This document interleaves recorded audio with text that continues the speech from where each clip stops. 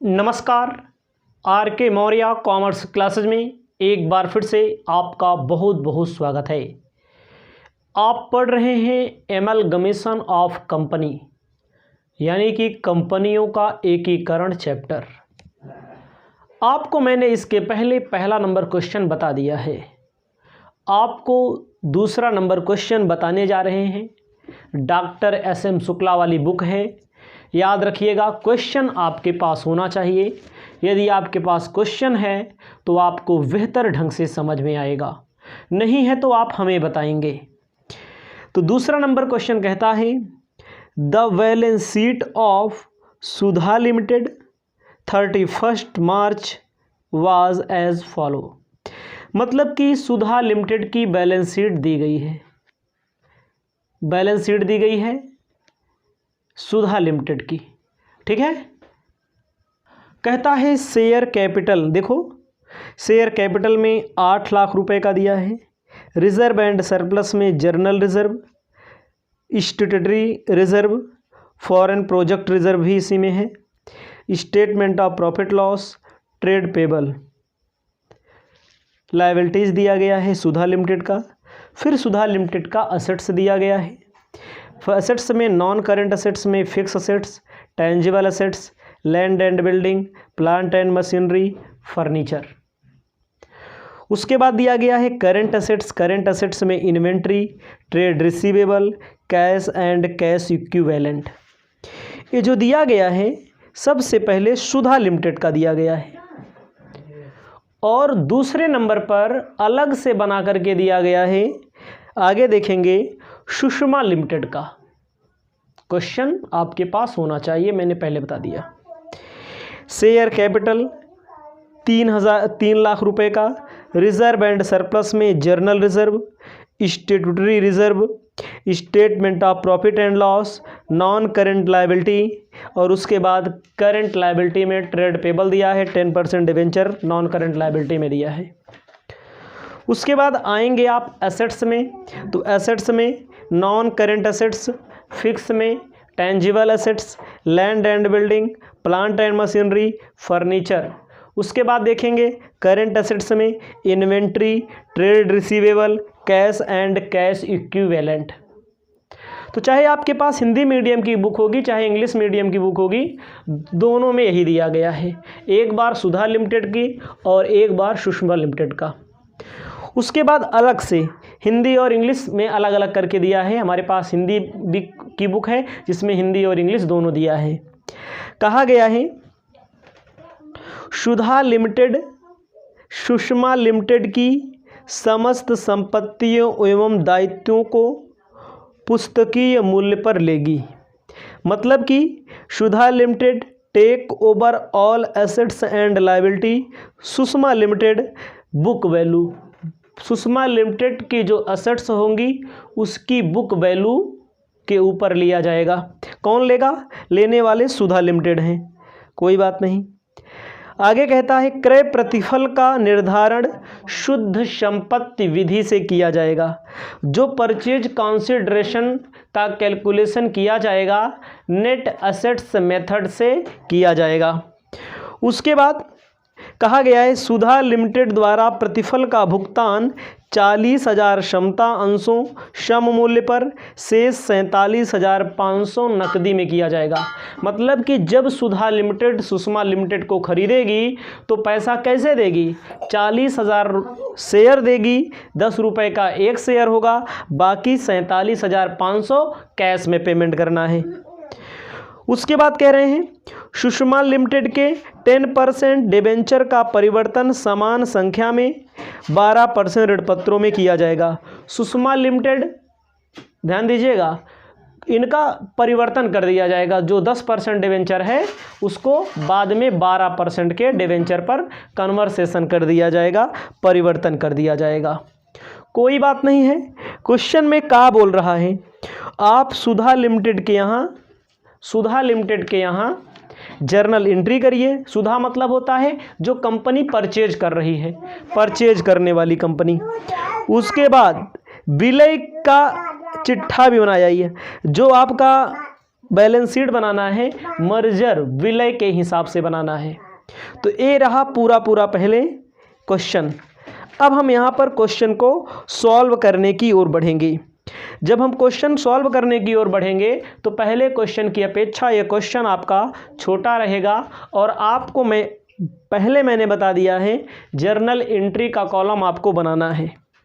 आपको अपनी कॉपी में लिखना है इन the books of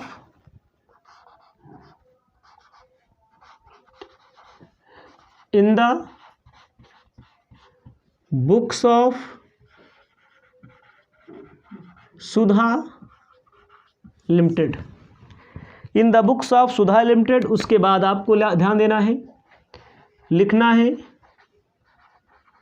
journal entry.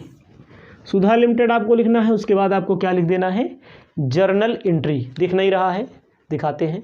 आपको ध्यान देना है, साफ क्वेश्चन में कहा है 40,000 रुपये का नहीं 40,000 शेयर का पेमेंट करना है और 47,500 रुपया किसका पेमेंट करना है, 40,000 शेयर 47,500। तो इसका मतलब जान लीजिएगा परचेज कंसिडरेशन। आप परचेजर के यहाँ खरीद रहे हैं, जो कंपनी खरीद रही है। एक तरह से सुधा लिमिटेड क्या कर रही है, खरीदने वाली कंपनी होगी। आपको ध्यान देना है, सबसे पहले लिखना है कब, तारीख आपको लिख देना है। जैसे हमारे बुक में क्वेश्चन में 2014 दिया है, अप्रैल 1 दिया है, तो आपको अप्रैल 1 लिख देना है, अप्रैल 1 का मामला है। और आपको ध्यान देना है एंट्री में क्या करना है, business merger account debit. Sudha company खरीद रही है, बिजनेस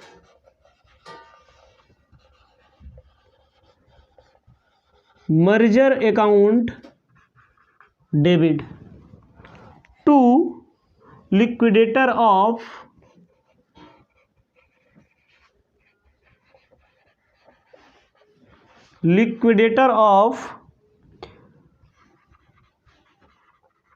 सुषमा लिमिटेड अकाउंट, या सुषमा लिमिटेड लिख लो, क्योंकि पर्सनल अकाउंट होता है, अकाउंट लिमिटेड से लिखना पड़ेगा। तो आपको ध्यान देना है, भी पीछे क्या बताया गया, 40,000 शेयर देना पड़ेगा, तो कितने रुपए देने पड़ेंगे, 4 लाख। नकद 47,500 रुपया देना है। इसका मतलब 4,47,500 डेबिट में, 4,47,500 क्रेडिट में। ये आपका पहला टॉपिक हुआ, समझिएगा। परचेज कंसिडरेशन निकाला नहीं गया, क्यों नहीं निकाला गया, या बोला है कि 40,000 शेयर देना है, एक शेयर का दाम 10 रुपया, 4 लाख का शेयर चला जाएगा, प्लस नगद देना है, तो 4,47,500। इसमें कुछ ज़्यादा सीखना पढ़ना नहीं है। लिखा जाएगा being purchase consideration due. Narration आगे लिखना चाहें तो लिख सकते हैं being purchase consideration due. Purchase consideration क्या किया गया, ड्यू किया गया। उसके बाद आपको ध्यान देना है अगली एंट्री। अगली एंट्री है, जैसे सुधा लिमिटेड सुषमा लिमिटेड के सभी संपत्तियों को खरीदेगी, साफ बात है। तो इसमें 2 ही कंपनियां हैं, तो क्या क्या खरीदेगी, सुधा लिमिटेड किस कंपनी को खरीदेगी, सुषमा लिमिटेड कंपनी को खरीदेगी। तो सुषमा लिमिटेड के यहाँ क्या क्या है, land and building account debit 1,50,000, land and building account debit 1,50,000। मतलब सुधा सुषमा को खरीद रही है, याद रखिएगा ना। सुधा के यहाँ एंट्री हम लोग कर रहे हैं, खरीदने वाले के यहाँ, बिकने वाले के यहाँ नहीं। उसके बाद प्लांट एंड मशीनरी कितने की है, 1,50,000 रुपये की। लिखा जाएगा plant and machinery account debit 1,00,000 रुपये का। उसके बाद आपको ध्यान देना है फर्नीचर 50,000 रुपये का, फर्नीचर अकाउंट डेबिट 50,000 रुपये का। फर्नीचर के बाद दिया गया है इन्वेंट्री। करंट असेट्स में आ जाइए, इन्वेंट्री अकाउंट डेबिट, इन्वेंट्री हमारी आ जाएगी 75,000 की। Trade receivable, trade receivable account debit आ जाएगा ये भी 75,000 रुपये का। उसके बाद कैश भी आ जाएगा, cash and cash equivalent, cash equivalent account debit कितने रुपए का आ जाएगा ये भी 75,000 रुपये का। यानी कि सुधा लिमिटेड जो है एज अ परचेजर है, खरीदने वाली कंपनी है, तो सुषमा लिमिटेड की सभी संपत्तियों को खरीद लेगी। जब सभी संपत्तियों को खरीदेगी तो आपको याद रखना है लायबिलिटी का भुगतान भी करेगी। लायबिलिटी में आपको लिखना है सुषमा लिमिटेड की लायबिलिटी में 10% डिवेंचर, 10% डिवेंचर, 10% डिवेंचर आपको क्या लिखना है 50,000 रुपया 10% डिवेंचर। उसके बाद आपको ध्यान देना है टू ट्रेड पेबल अकाउंट कितना हो जाएगा 27,500।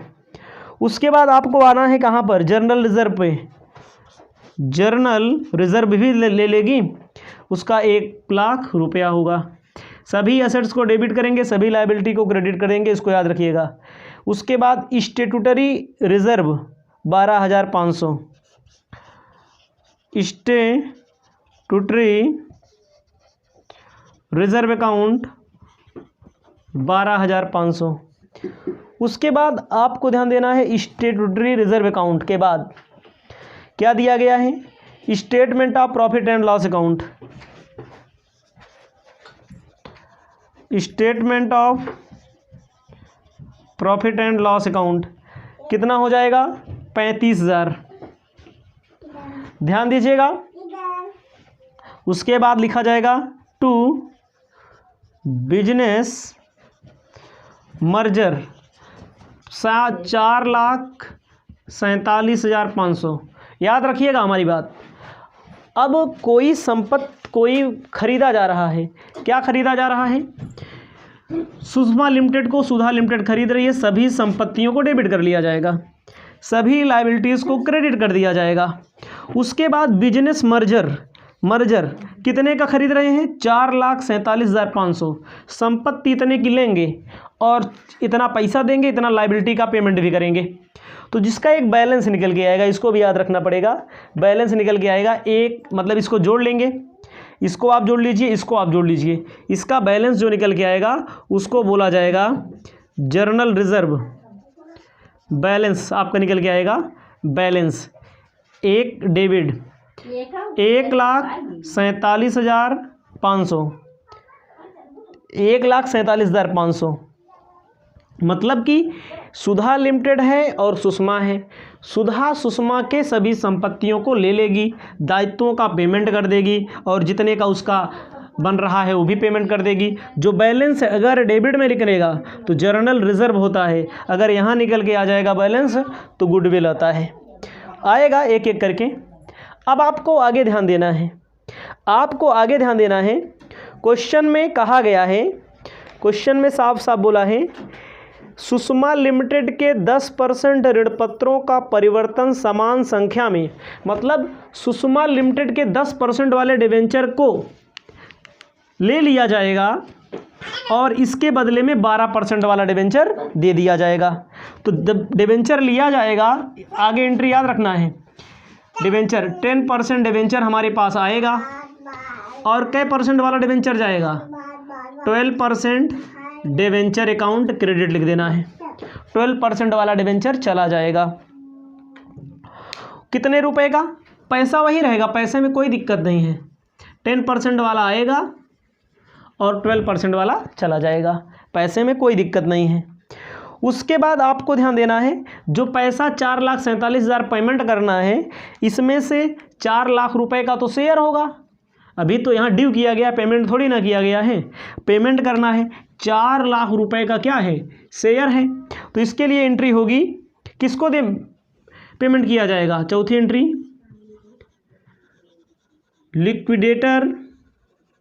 Liquidator of Sushma limited account debit. तो कितने रुपए का शेयर? टू सुधा शेयर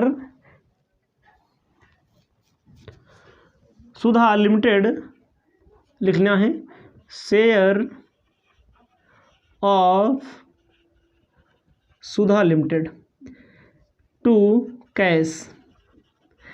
47,500 रुपया क्रेडिट में लिख देना है, कैश में जाएगा, और 4 लाख रुपया नकदी में जाएगा, क्योंकि 40,000 शेयर है। 4,47,500 एंट्री हो गई। इसको एक बार फिर से समझ लीजिए, ये आराम से समझने वाली बातें हैं, समझने वाले क्वेश्चन है, जल्दबाजी करने से कोई मतलब नहीं निकलने वाला है ना। तो इसीलिए टॉपिक बड़ा है, पहले क्वेश्चन से छोटा ही है लेकिन टॉपिक बड़ा होता है। सुधा लिमिटेड है और कौन लिमिटेड है? सुषमा। इसमें एकीकरण नहीं हो, इसमें क्या कर रहा है, एक कंपनी दूसरे को खरीद ले रही, डायरेक्ट खरीद ले रही है। तो 4 लाख रुपए का शेयर देगी, जो मैंने यहाँ दिखाया, 47,500 देगी। तो इसका मतलब 4,47,500 ड्यू करना है पैसा। तो जब सुधा लिमिटेड सुषमा लिमिटेड के सभी संपत्तियों को खरीद लेगी, सभी संपत्तियों, हाँ भाई हम सुधा की ओर से एंट्री कर रहे हैं, सुषमा का संपत्ति आएगी, सबको डेबिट कर लेना है। और जो लायबिलिटी होती है उस क्रेडिट होती है, लायबिलिटी का पैसा पेमेंट करना होता है, क्रेडिट होती है। उसके बाद बिजनेस 4,47,500 रुपया देना है। तो आपको ध्यान देना, जो बैलेंस निकलेगा जर्नल रिजर्व आएगा, यहाँ पर बैलेंस निकलेगा डेबिट में, तो कोई बात नहीं है। कह रहा है 10 रुपये का जो डिवेंचर था वो 12 रुपये के डिवेंचर में उसको परिवर्तित कर दिया जाए, अमाउंट वही रहेगा, पैसा वही रहेगा, कोई अन्य परिवर्तन नहीं होगा। अब पेमेंट कर देना है, जो पैसा हुआ उसका पेमेंट कर देना है, पेड कर दिया गया, बीइंग परचेज कंसिडरेशन पेड। अब आपको बैलेंस शीट बनाने जा रहे हैं, बैलेंस शीट बताने जा रहे हैं। इसको पहले आप अपनी कॉपी में लिख लेंगे, उसके बाद आपको आगे बढ़ना है बैलेंस शीट। आपको ध्यान देना है, सबसे पहले कॉलम बना लेना है, ठीक है, कॉलम बना लेना है आपको। कॉलम आपको लिखना है बैलेंस शीट, लिखना है एज ऑन 31 मार्च, ऐसे कॉलम बना लेना है आपको।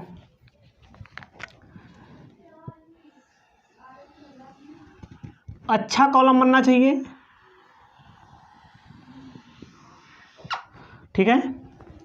अब देखिएगा आप, इसमें क्या रहेगा, सुधा और सुषमा दोनों का इकट्ठा हो जाएगा। तो पहली हेडिंग क्या होती है, तो पहली हेडिंग होती है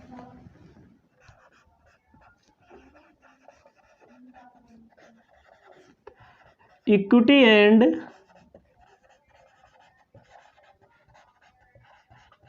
लायबिलिटीज। इक्विटी एंड लायबिलिटीज में आपको ध्यान देना है share holder fund. Share holder fund में पहला होता है शेयर कैपिटल। आपको क्वेश्चन में ध्यान देना है, सुषमा वाला 4 लाख पेमेंट जो किया, मतलब कि सुधा के यहाँ बना रहे हैं, सुधा के यहाँ बन रहा है, सुधा क्या बन रहा है, सुधा के की बैलेंस शीट में अगर आप देखेंगे क्वेश्चन में तो 8 लाख का था, सुधा की बैलेंस शीट में देखेंगे तो 8 लाख का था। और जो सुधा ने सुषमा को कितने लाख रुपए का शेयर, 40,000 शेयर, 10 रुपये का एक शेयर, तो अब सुषमा के पास कितने रुपए का हो गया, 12 लाख रुपए का शेयर हो गया। किसके पास, सुधा, मतलब जब कंपनी इकट्ठा कर दी जा रही है तब, इसमें कोई दिक्कत नहीं होगी आपको। उसके बाद आपको लिखना है दूसरी हेडिंग,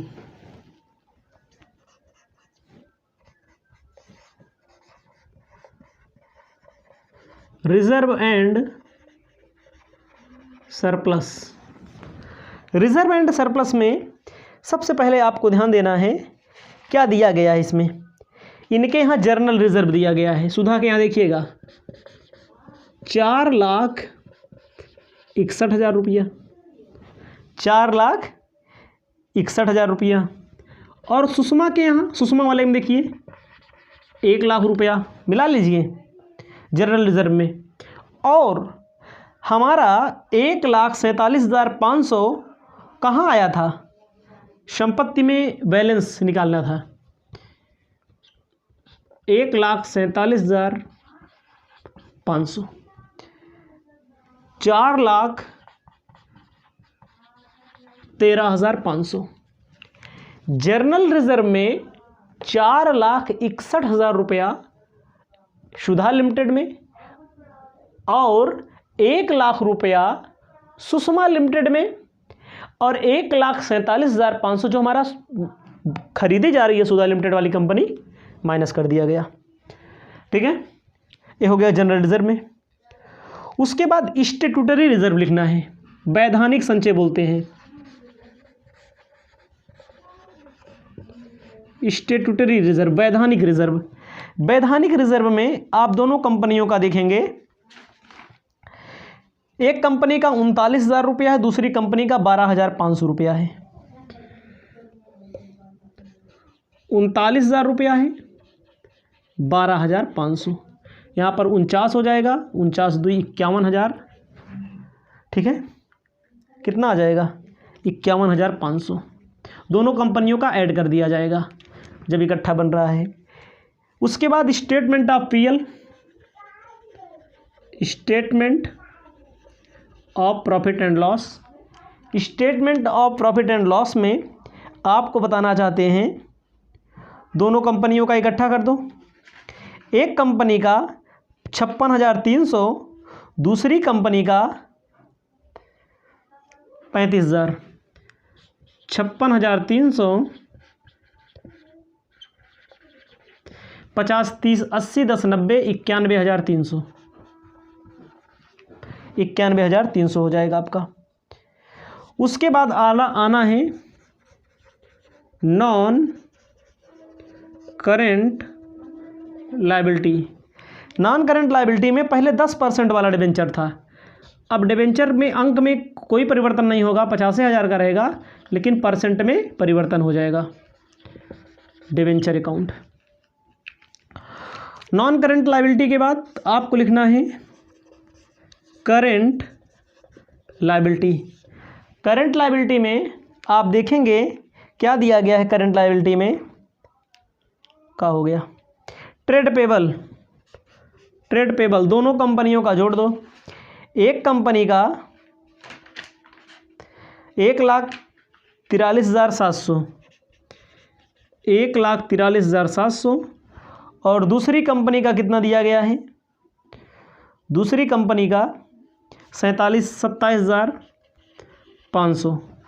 जोड़ लीजिए 1,71,200। कुछ नहीं किया, दोनों कंपनियों का ऐड कर दिया गया। अब आपको क्या लिखना है, अब आपको इसको जोड़ लेना है, आपको वही आएगा 19,77,500 टोटल, 19,77,500। अब पहले के बाद अब आएगा यहाँ पर दूसरा नंबर, असेट्स मतलब संपत्तियाँ। संपत्तियों में सबसे पहले लिखा जाता है नॉन करेंट असेट्स।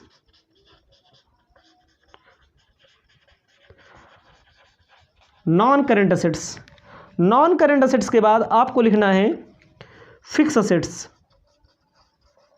फिक्स में टेंजिबल, टेंजिबल मतलब जो दिखाई देती है, जैसे आप देखेंगे लैंड एंड बिल्डिंग,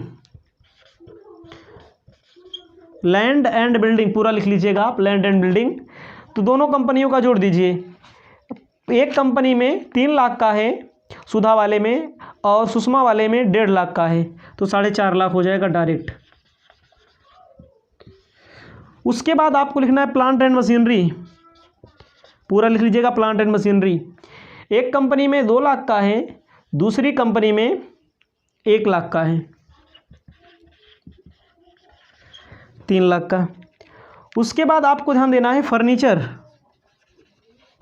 फर्नीचर में एक कंपनी में 1 लाख का है, दूसरी कंपनी में 50,000 का, मतलब दोनों कंपनियों का जोड़ देना और कुछ नहीं करना है। इसमें पूछने की बात नहीं है ना, हमें ज़्यादा बताने की बात है। उसके बाद आप आ जाइए करंट असेट्स में, यहाँ लिख देंगे हम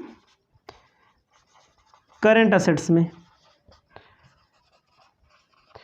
इन्वेंट्री एक कंपनी में दिया गया है 1,50,000 का, सुधा वाले में, सुषमा वाले में 75,000 रुपये का, तो 2,25,000 रुपये का हो जाएगा। उसके बाद ट्रेड रिसीवेबल एक कंपनी में दिया है कितने रुपए का, ट्रेड रिसीवेबल एक कंपनी में दिया गया है 75,000 रुपये का, मतलब कि सुषमा वाले में, सुधा वाले में 1,50,000 रुपये का, 2,25,000 यहाँ पर भी होना चाहिए, 2,25,000। और लास्ट में कैश जोड़ दीजिए, कैश आपको दर्शा देना सबसे लास्ट में कैश। सबसे लास्ट में कैश अगर आप दर्शाएंगे तो एक कंपनी में दिया है कितने रुपए का, 6 लाख रुपए का, दूसरी कंपनी में 75,000 रुपये का, 6 लाख नहीं, एक कंपनी में 6 लाख रुपए का, दूसरी कंपनी में 75,000 रुपये का। ध्यान दीजिएगा, 6 लाख रुपए का एक कंपनी में, दूसरी कंपनी में 75,000 रुपये का, 6,75,000 हो जाएगा। इसमें से पेमेंट भी किया गया है, देखो 47,500 माइनस कर दो, जो पेमेंट किया गया है शेयर होल्डर को, तो आपका आ जाएगा कितना, कैलकुलेट कर लीजिएगा, आपका आ जाएगा 6,27,500। जोड़ लेंगे लास्ट में आपका वही आएगा 19,77,500। लास्ट में यहाँ पर आप जोड़ लेंगे 19,77,500। भाई 6 लाख पहले से था, 75,000 दूसरे कंपनी का है, 6,75,000, 47,500 पेमेंट कर दिया गया है। यह वाला क्वेश्चन आपका समाप्त होता है। आपको यहाँ लिख लेना है 19,70,500, यहाँ टोटल 19,70,500।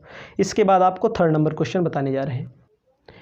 आप पढ़ रहे हैं अमलगमेशन ऑफ कंपनी चैप्टर, कंपनियों का एकीकरण। इस वीडियो के माध्यम से आपको क्वेश्चन नंबर 3 बताने जा रहे हैं।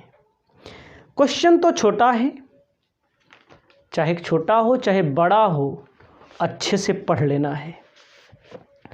कहता है A limited is absorbed by B limited. A limited जो है बी लिमिटेड को एब्जॉर्ब्ड कर ले रहा है, संविलियन कर ले रहा है, अपने में ले रहा है। तो इक्विटी एंड लायबिलिटी में ए लिमिटेड बी लिमिटेड के लिए आपको ध्यान देना है, शेयर कैपिटल दिया गया है ए लिमिटेड का और बी लिमिटेड का। ए लिमिटेड का 13,50,000, बी लिमिटेड का 45 लाख। अथराइज्ड कैपिटल दिया हुआ है, अथराइज्ड में 9,000 इक्विटी शेयर, 60,000 इक्विटी शेयर, मतलब कि पेड अप दिया हुआ है, कोई बात नहीं, सब आगे निपटा जाएगा। जर्नल रिजर्व दिया हुआ है, स्टेटमेंट ऑफ पीएल, उसके बाद करंट लायबिलिटी के बाद एसेट्स में नॉन करंट एसेट्स में सन्ड्री एसेट्स, उसके बाद करंट एसेट्स। कहता है ए लिमिटेड के प्रत्येक 3 अंशों के धारक को बी लिमिटेड में 5 अंश प्राप्त होंगे। The holder of every 3 share, जो व्यक्ति कंपनी में ए लिमिटेड में 3 शेयर लिया होगा, ध्यान दीजिएगा, और बी लिमिटेड वाला कितना मिलेगा, 5 शेयर मिलेगा। दोनों कंपनियों में जर्नल एंट्री करना है। उसके बाद आपको बी लिमिटेड का क्या बना देना है, चिट्ठा बना देना है, यानी कि बैलेंस शीट बना देना है। एकीकरण संविलियन स्वभाव का है। मर्जर का मतलब दोनों को मिला दिया गया है। पहला क्वेश्चन जो आपने पढ़ा था, ए कंपनी थी, बी कंपनी थी, सौरभ थी, गौरव थी, दोनों को मिला करके बाद में नई कंपनी बना दिया गया। यहाँ पर 2 ही कंपनियां हैं, एक कंपनी दूसरी कंपनी को समाहित कर ले रही है अपने अंदर, मर्ज कर ले रही है अपने अंदर, ठीक है। तो कोई बात नहीं, आपको सबसे पहले ए के यहाँ एंट्री करनी पड़ेगी, फिर बी के यहाँ एंट्री करनी पड़ेगी। ए कौन सी कंपनी है, ए कंपनी है कौन सी, तो इसमें आपको ध्यान देना है आ लिमिटेड का संविलियन बा, मतलब ए वह कंपनी है जिसको बी में मिलाया जा रहा है।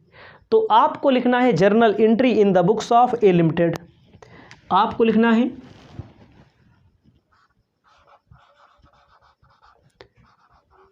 Journal entry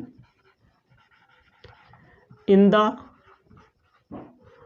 books of A limited. A limited कौन सी कंपनी है? जो कंपनी दूसरे में जाएगी बेचारी, कोई बात नहीं। तो बी कंपनी क्या करेगी? रियलाइजेशन किया जाता है इसमें,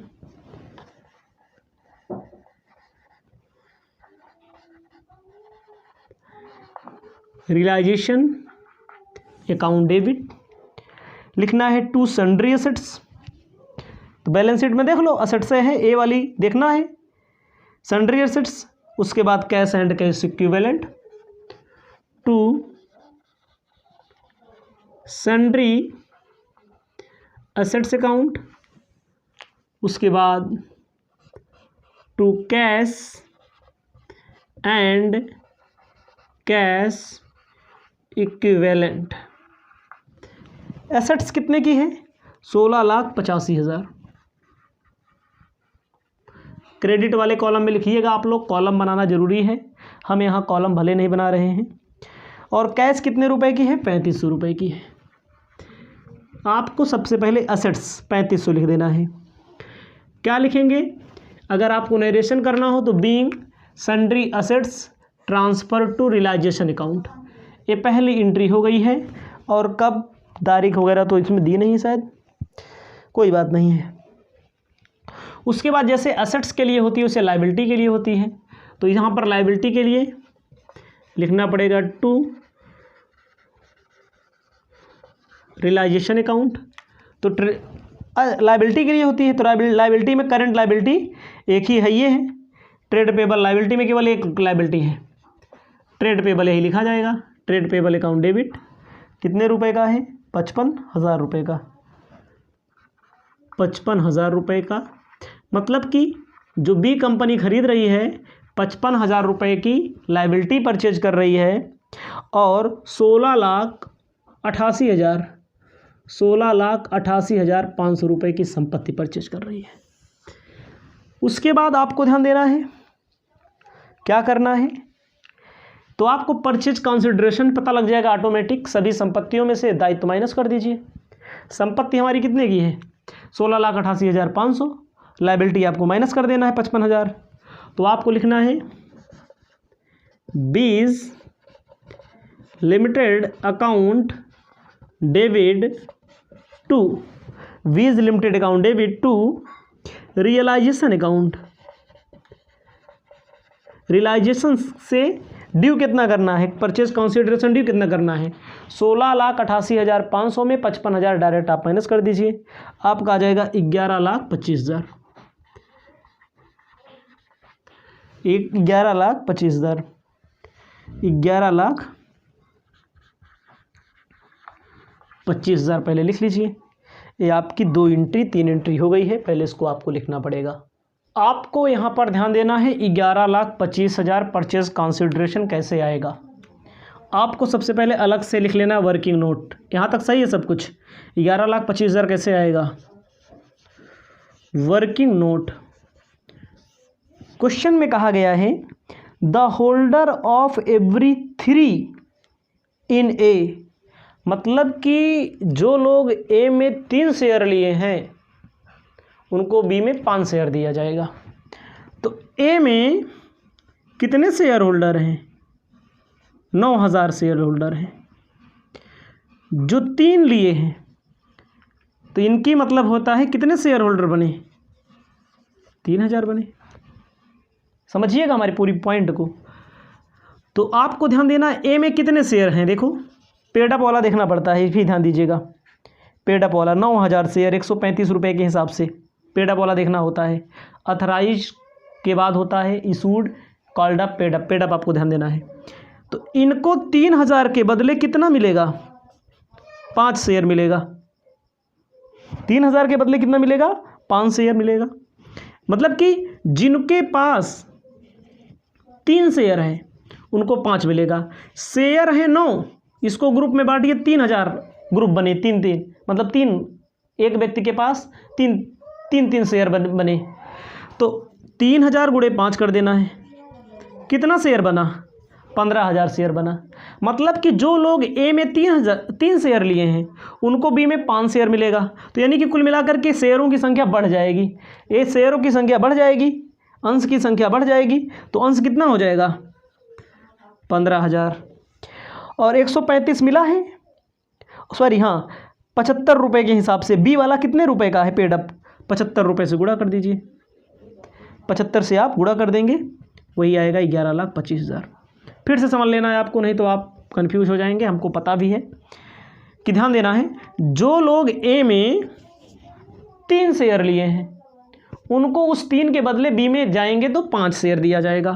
तो सबसे पहले आपको शेयर की संख्या लिखनी है। ए में शेयर की संख्या 9,000, 3 से भाग देना है, इसका मतलब 3,000 आएगा, 3,000। तो आपको अब क्या कर देना है, 5 शेयर से गुणा कर देना है, 5 3 15। ए का तो मामला है नहीं, अब बी का देखो 75 रुपया पेड अप है तो बी से गुणा कर दे 75, बी से मतलब है, तो आपका वही आएगा 11,25,000 परचेज कंसिडरेशन। इसीलिए मैंने बता दिया, हम भी थोड़ा कंफ्यूज हो रहे थे, मैंने इसको बता दिया आपको, फिर भी कोई दिक्कत नहीं होगी। अब आपको 11,25,000 का मामला हो गया। अब आपको क्या ध्यान देना है, अब आपको ध्यान देना है, चेक करना है इसमें प्रॉफिट आएगा कि लॉस आएगा। इसमें आपको एक बात और चेक करना है, प्रॉफिट आएगा कि लॉस आएगा। तो रियलाइजेशन से इनका नुकसान हो रहा है, कैसे नुकसान हो रहा है इसको भी निकाल के बता देते हैं। 16,88,500 की संपत्ति इन्होंने लिया, उसके बदले में इन्होंने 11,25,000 रुपया का शेयर दिया है और 55,000 रुपया पेमेंट किया है।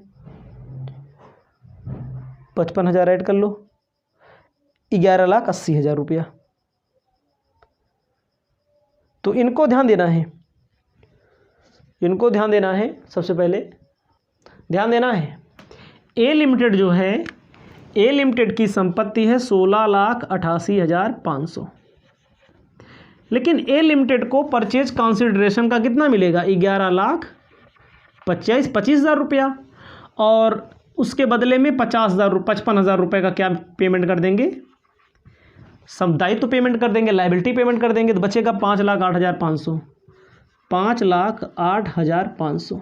संपत्ति लिया 16,88,500 की, इसके बदले में इन्होंने पेमेंट किया, बी लिमिटेड पेमेंट करेगा 11,25,000 नकदी में, मतलब शेयर का पैसा पेमेंट करेगा, और 55,000 रुपया इसका हिस्सी लायबिलिटी पेमेंट कर देगा। तो इसका मतलब रियलाइजेशन करने से नुकसान हो रहा है, किसको नुकसान हो रहा है। जब नुकसान होता है तो जो कंपनी है उसी कंपनी के शेयर होल्डर को झेलना पड़ता है। लिखा जाएगा equity share holder account debit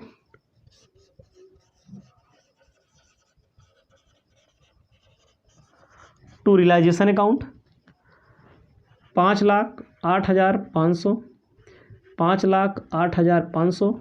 narration लिख सकते हैं बीइंग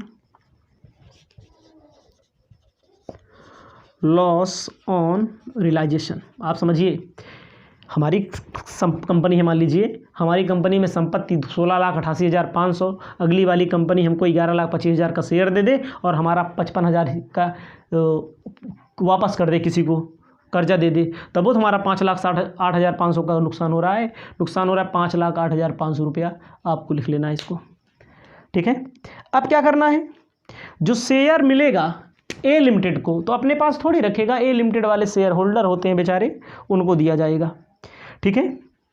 तो पहले मिलेगा, अभी मिला नहीं है, अभी यहाँ पर ड्यू हुआ रहता है, समझ रहे हैं, यहाँ पर लॉस हो गया। अब मिलेगा किसको, ए वाली कंपनी को, ए वाली कंपनी को मिलेगा, तो लिखा जाएगा equity share of B limited.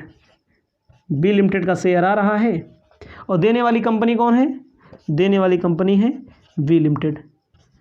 B limited का शेयर आ रहा है, देने वाली कंपनी कौन है, बी लिमिटेड। कितना रुपया देगी, 11,25,000 रुपये का शेयर देगी, रुपया नहीं देगी, 11,25,000 का शेयर देगी, 11,25,000 रुपये का क्या हो देगी, शेयर देगी।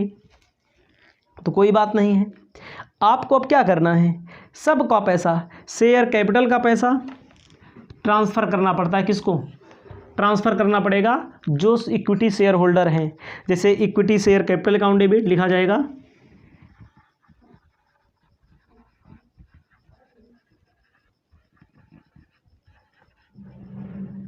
Equity share capital account debit. उसके बाद जो भी जर्नल रिजर्व का पैसा होता है, journal reserve account debit, profit and loss account debit. उसके बाद आपको ध्यान देना है, किसको दे देना पड़ेगा, to equity share holder account को देना पड़ता है। ध्यान दीजिएगा, इसमें ध्यान देना है। तो सबसे पहले क्या ध्यान देना है, जो 4,03,500 जर्नल रिजर्व है, 4,03,500। उसके बाद आपको ध्यान देना है प्रॉफिट लॉस कितने रुपए का है, 15,000। ए लिमिटेड वाला ध्यान देना है आपको। उसके बाद क्या बचेगा, उसके बाद आपको ध्यान देना है 12,15,000 रुपये का शेयर कैपिटल, जो बैलेंस शीट में दिया होता है वही लिखा जाता है। टोटल हो जाएगा 16,33,500, 16,33,500। ठीक है, 16,33,500 इसको पहले लिखिए।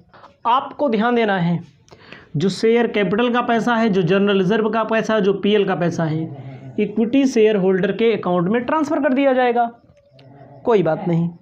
अब जो 11,25,000 रुपये का शेयर मिला हुआ है, किसको मिला हुआ है, ए लिमिटेड को, तो ए लिमिटेड अपने शेयर होल्डर को देगी। तो लिखा जाएगा इक्विटी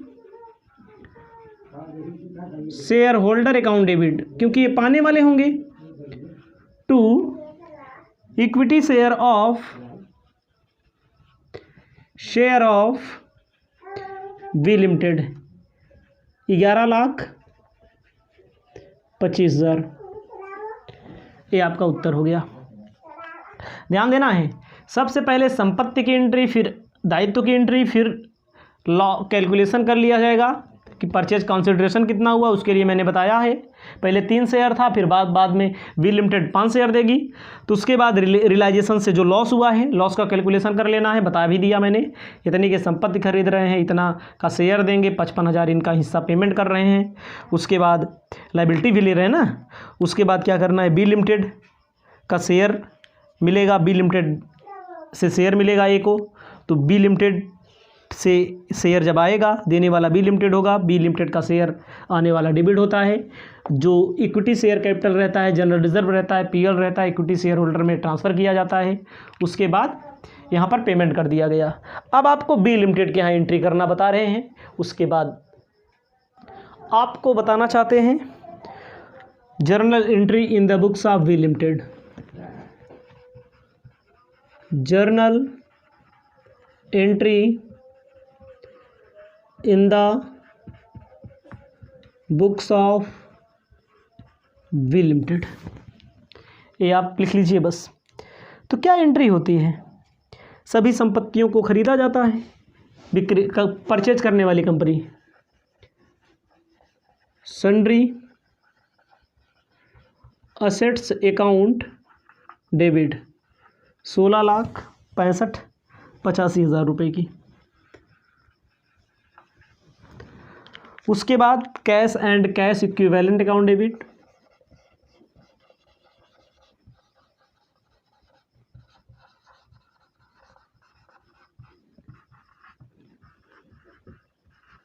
ना, कंपनी खरीद रही वाली है। अब यही कंपनी क्या करती है, लायबिलिटी पूरा कर लेती है। टू ट्रेड पेबल दिया रहेगा, जनरल रिजर्व दिया रहेगा, to trade payable account debit credit, to general reserve account, to profit and loss account. लिखते चलिए, 55,000, 4,03,000,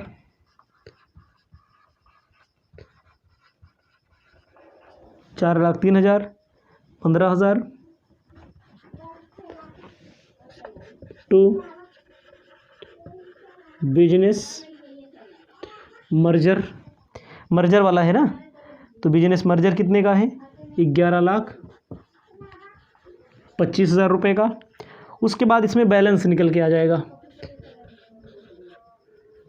क्रेडिट में बैलेंस निकल के आ जाएगा, जोड़ लीजिए बैलेंस निकल के आएगा 90,000 रुपये का। इसको जोड़िए इतना, इसको जोड़िए इतना, जो कम पड़े बैलेंस में लिख दीजिए। उसके बाद तो आपको ध्यान देना है, पेमेंट करना है। बी लिमिटेड किसको देगी? Business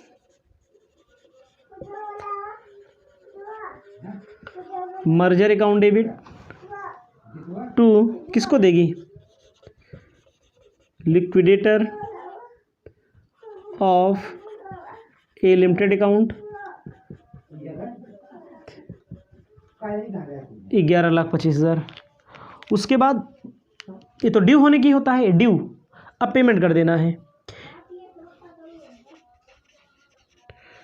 liquidator of A limited account debit to equity share capital account, payment कर दिया गया 11,25,000, 11,25,000 ना, हो गया। अब आपको क्या करना है? अब आपको बैलेंस शीट बनाना है बी लिमिटेड की, बस बी लिमिटेड की बैलेंस शीट बनाना है। इसको लिख लीजिए। आपको ध्यान देना है, कॉलम बना लीजिए, balance sheet, balance sheet of, देखो वी लिमिटेड लिखना है एज ऑन 31 मार्च।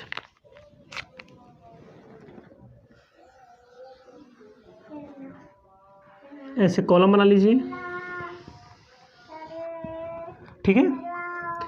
कॉलम में आपको ज़्यादा कुछ नहीं करना है। सबसे पहली heading equity and liabilities. Equity and liability में आपको लिखना है इक्विटी शेयर होल्डर। इसमें लिखना है शेयर कैपिटल। ध्यान देना यहाँ पर, शेयर कैपिटल पहले 40,000 का था बी कंपनी का, अब कितना हो गया? 15,000 हो गया। नया वाला शेयर गुणा कर देना है, कई रुपए से? 75 रुपये से गुणा कर देना है।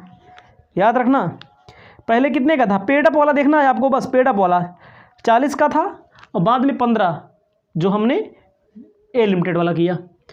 तो इसको जो दोनों को गुणा कर, जोड़ करके तब गुणा करना है। 65,000, 55,000 गुणे 75,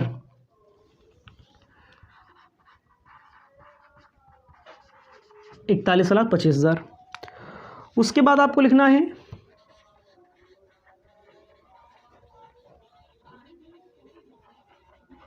रिजर्व एंड सरप्लस।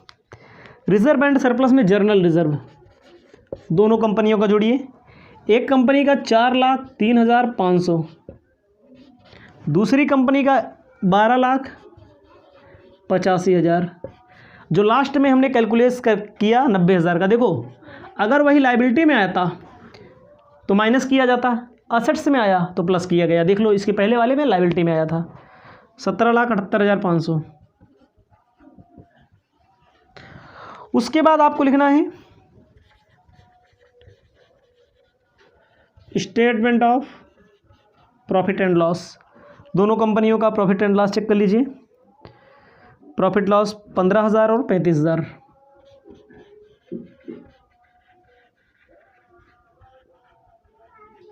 $50,000। उसके बाद करेंट लायबिलिटी, करंट लायबिलिटी में ट्रेड पेबल दोनों कंपनियों का जोड़ लो, 55 और 65।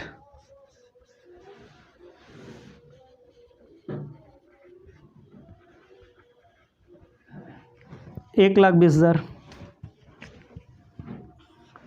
जोड़ेंगे 60,73,500। कुछ नहीं किया गया इसमें, देख लीजिएगा। 40,000 पहले ही था बी का, जो बी कंपनी का बना रहे। 15,000 ए का था, 75 से गुणा कर दिया गया। जनरल रिजर्व सबको जोड़ दिया गया, एसेट्स में आया था। स्टेटमेंट ऑफ पीएल जोड़ दिया गया। अब आपको लिखना है एसेट्स, संपत्ति संपत्ति में आपको ध्यान देना है सन्ड्री एसेट्स, टेंजिबल में सन्ड्री एसेट्स 16,85,000, 16,85,000, 43,57,500 जोड़ लिया जाएगा, आपका आएगा 60,42,500। उसके बाद आपको ध्यान देना है क्या, उसके बाद लिखना है करंट असेट्स, कैश, दोनों कंपनियों का जोड़ दो। कैश में आपको ध्यान देना है कितना, 3500, 27,500।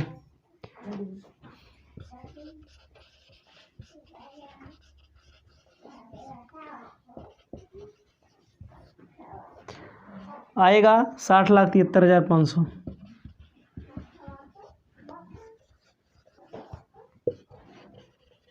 ये आपका क्वेश्चन हो गया है, इसे आप लिख लीजिए। इसके बाद की वीडियो में आपको क्वेश्चन नंबर 4 बताएंगे।